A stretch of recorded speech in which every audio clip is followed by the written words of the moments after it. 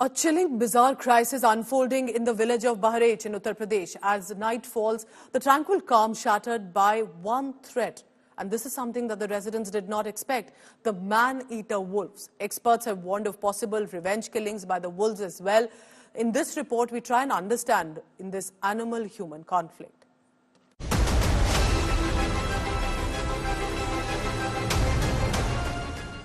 In the dead of the night, UP's man-eater wolves venture out from the shadows of the forest. Prowling through the villages of Bahraich, hunting for their next victim. The wolf menace has left several families devastated in Bahraich.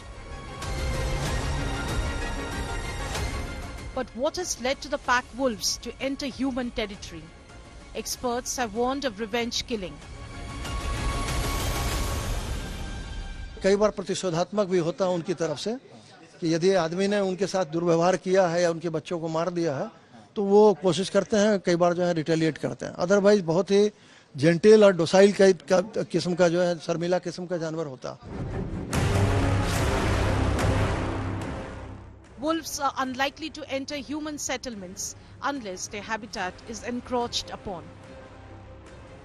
एक चीज ये है कि जैसे उनका habitat का loss जो सबसे बड़ा फैक्टर होता, मान लिया वो अपने हैबिटेट तक नहीं आ रहा, जैसे आपका क्षेत्र जो है हमेशा ये डूब क्षेत्र रहा है और वो डूब क्षेत्र के आसपास ही जो ऊंचे स्थल होते हैं उनमें रहते हैं। जैसे आपके तराई के जो क्षेत्र हैं इनमें इनकी संख्या देखी गई है और उनमें मान लिया पानी भर जाए, वैसी दशा में उनको वापस जाना पड़ता है, बार बार लौट के आते हैं। उसमें कई बार चांस इनकाउंटर हो जाता है।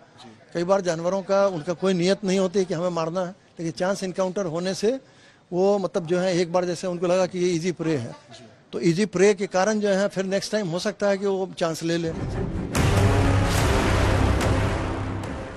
UP government's Operation Bheria has led to the capture of 4 wolves, but more and more are still on the prowl, hunting and haunting.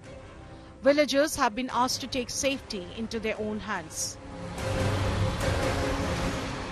लोगों से आग्रह करना चाहूँगा कि वो मतलब अपने दरवाजे जो हैं बंद रखें, यदि नहीं रखें तो कम से कम पहरेदारी कर लें और यदि बहुत अपरिहार्य स्थिति उत्पन्न होती है वैसे केस में बच्चों को अपने साथ बांध के रखें, सोते टाइम उनको अकेले न छोड़ें।